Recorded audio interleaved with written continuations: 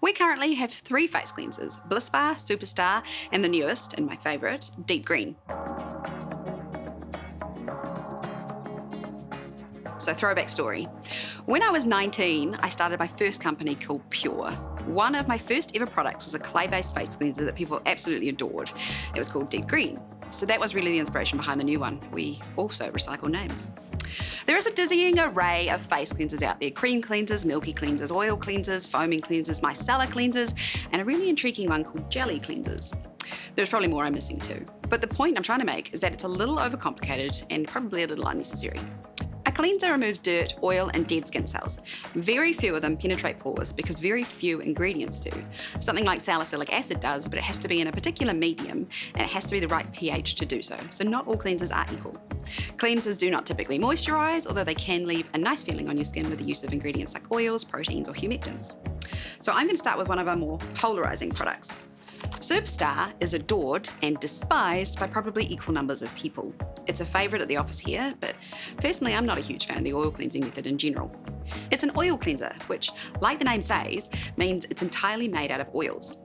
Oil cleansing has been popular for years and years and is often the first step in a multi-step cleansing routine. The bulk of makeup products like foundation and mascara are heavily made up of oils and silicons. And of course, we naturally secrete sebum, our skin wax, all day every day. So the face is an oily place. Using oil to remove it therefore does sound a little counterintuitive, but like dissolves like. Oil dissolves in oil, not water. So when you apply oil to your face, you are breaking down the makeup residue in the old sebum. However, if oil doesn't dissolve in water, how do you remove the extra oil you have just added? You need a surfactant, which are ingredients that bind oil and water together. These are the ingredients which make the product foam and moisturising creams hold together. In creams, surfactants are often called emulsifiers, but they are the same group of chemicals. Now, Superstar doesn't foam, but it does contain a surfactant, one of my favourite ingredients. In this formula, sodium cocoyl isethionate acts as an emulsifier rather than a foaming surfactant, which it typically is in products like shampoo.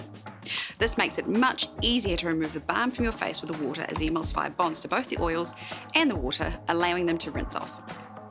The majority of oil cleansers on the market, whether liquids, balms, or gels, do contain emulsifiers, otherwise it would be very hard to remove and leave a lot of residue on the skin. So how do you use it?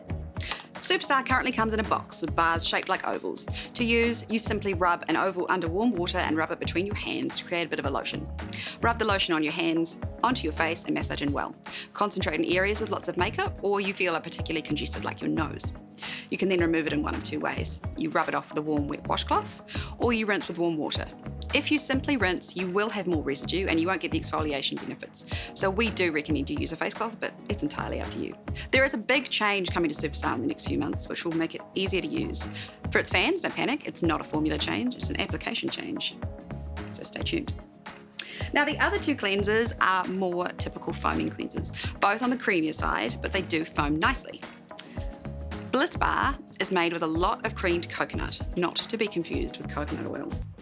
So creamed coconut is what you get when you dehydrate coconut flesh, then very finely grind it down. It smells like the best thing in the world, like real toasted coconut, not fake fragrance. And that's what gives Bliss Bar its scent, as the bar itself is completely fragrance and essential oil free. A lot of people worry about coconut oil being classed as comedogenic, and therefore that it clogs pores. But there is no real standard for what this means, and even the FDA does not have a definition for the term. Comedogenicity is a bit of a catch-all phrase, as some oils affect some people, some oils affect others, and some affect no one at all. There is no real scientific scale. And this is particularly true for rinse-off products like Bliss Bar, as the oils are emulsified by the surfactants and rinsed away. So Bliss is designed for drier and more sensitive skins, as it's a gentler cleanser than Deep Green, and it removes less of your natural oils. Whereas Deep Green is based on clay and provides a deeper clean. Deep Green is my favourite, not because I have oily or problematic skin, but because I really love lots of foam, the light orange scent, and the very light layer of moisture left behind. It doesn't leave your skin tight or dry, but there is no heavy residue either. We pop orange oil in for the same reason we do in Superstar, as it helps break down the oil on your skin. It is designed for people on the oilier side of the spectrum and for those who have problems with acne, as clay can help with those issues too. Please don't believe the myth that removing too much oil will make your skin produce more to compensate, or that the reverse is true and that leaving oil on your skin will prevent too much being produced. Your skin does not have a feedback loop for oil concentration, and this just doesn't happen. So if you have oily skin, your best bet is to remove it properly with a gentle cleanser and moisturize with a light, well-formulated cream. But if you are still not sure which way to go, flick us an email on hello@ethique.com and one of our amazing miracle workers will help you out.